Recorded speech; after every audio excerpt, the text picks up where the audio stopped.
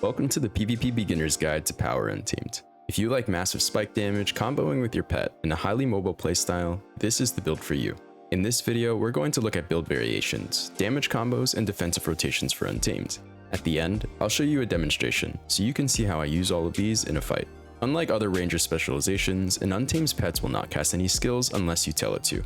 That means you have full control over your pet's actions. You should find comfortable keybinds for the extra abilities, as you're going to be pressing them frequently. Untamed also receives the Unleash mechanic. Unleashing your pet changes their skills, while unleashing yourself gives you access to your ambush skill, which takes the spot of your auto attack on each weapon. The general gameplay for Untamed revolves around stacking damage modifiers on hard-hitting skills like Maul, comboing with your pet skills, and leans towards a hit-and-run playstyle. Take Moment of Clarity if you want longer duration CCs and a higher melee burst. This trait extends the duration of dazes and stuns you apply from skills like Hilt Bash, and increases the damage of your and your pet's next attack by 25% when you interrupt an enemy skill. If you want a more consistent damage increase and an increased emphasis on ranged attacks, take Farsighted. It provides a 5% damage increase to all strike damage you deal, and increases by another 10% when striking foes beyond 600 range. You can also take any of the adept traits in Untamed. Nature's Shield is the standard, as it provides much needed survivability to an otherwise squishy build. However, you can take Debilitating Blows if you want extra damage or weakness application, and Blinding Outburst if you want an on-demand blind on Venomous Outburst, the first unleashed pet skill.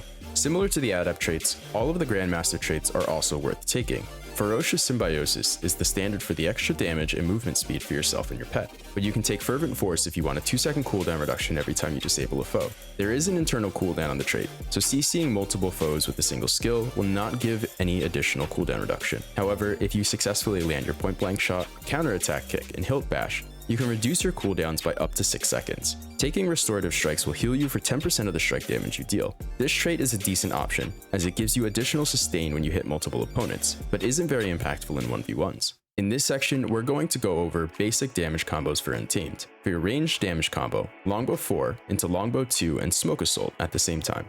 For your melee burst combo, you want to Maul, Hilt Bash, which refreshes the cooldown of your Maul on a successful hit, and then Maul again.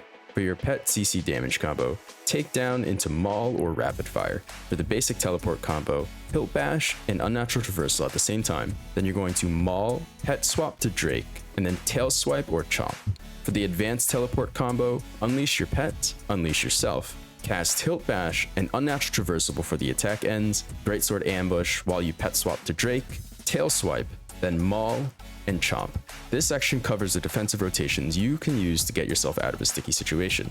Your stealth combo is Smoke Cloud, and then Swoop and or Pet Swap. You can also reposition with Hunter Shot, or detarget and then swoop away. Finally, you can also block attacks for 3 seconds into a counterattack by using Greatsword 4 and its flip skill. Alright, this is the demonstration portion of the guide. I'm going to quickly go over how to use the entire build all together in a fight, and I'll go like skill by skill, but I'll run through them quickly, so make sure you're paying attention. Longbow is really good from range. You kind of just want to sit back and auto attack a lot. It's fairly safe damage, and the autos hit hard. And when you want to deal AoE damage and there's like a team fight going on, drop your Longbow 5, and then you can also like rapid fire whoever your main target is.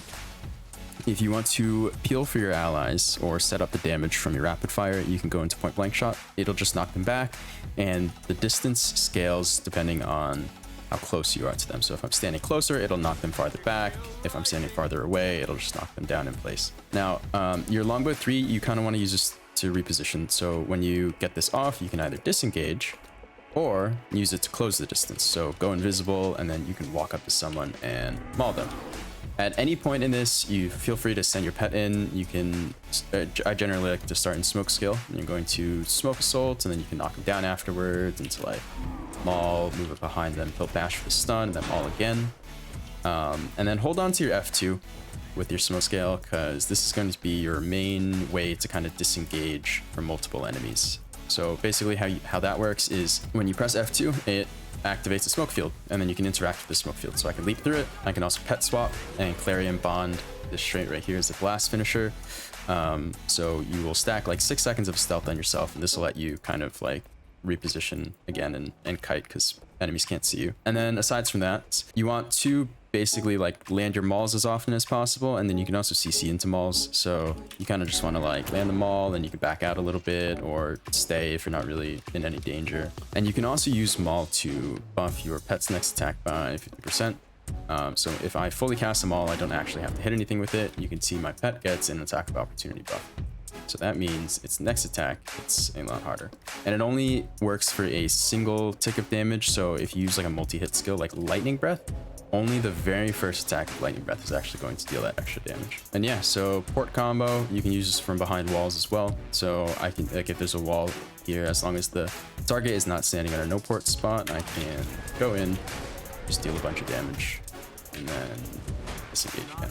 So this is where kind of like the hit and run play style comes in. You go in with like your port and your melee skills, and then you back up when you're invisible, and then swap to longbow and you range, and you kind of just keep going back and forth. And then for swiftness, when you're rotating between nodes, use your heal and protect me at the same time, and this will just stack like 20 plus seconds of swiftness on yourself.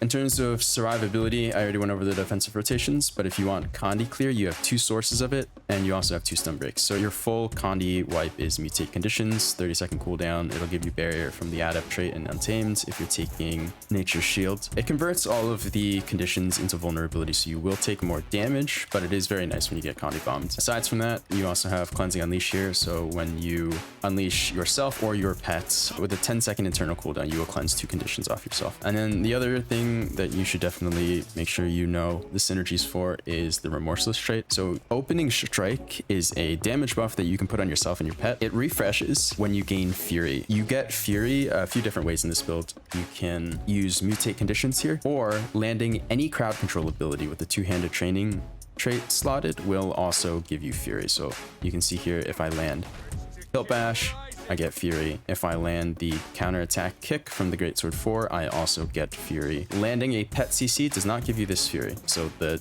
crowd control skill has to come from yourself. And again, Longbow 4 gives Fury. Anytime you are taking very heavy pressure and you've got a lot of people on you, pop or Fortification. This will give you a 50% incoming damage reduction, which is really big, and it gives you some very nice defensive boons as well. And that's it for this video. If you enjoyed and learned something, don't forget to like, comment, subscribe, and turn on your post notifications so you know when I release new content. If you want to see more from my channel, click the links here. And as always, I'll see you soon.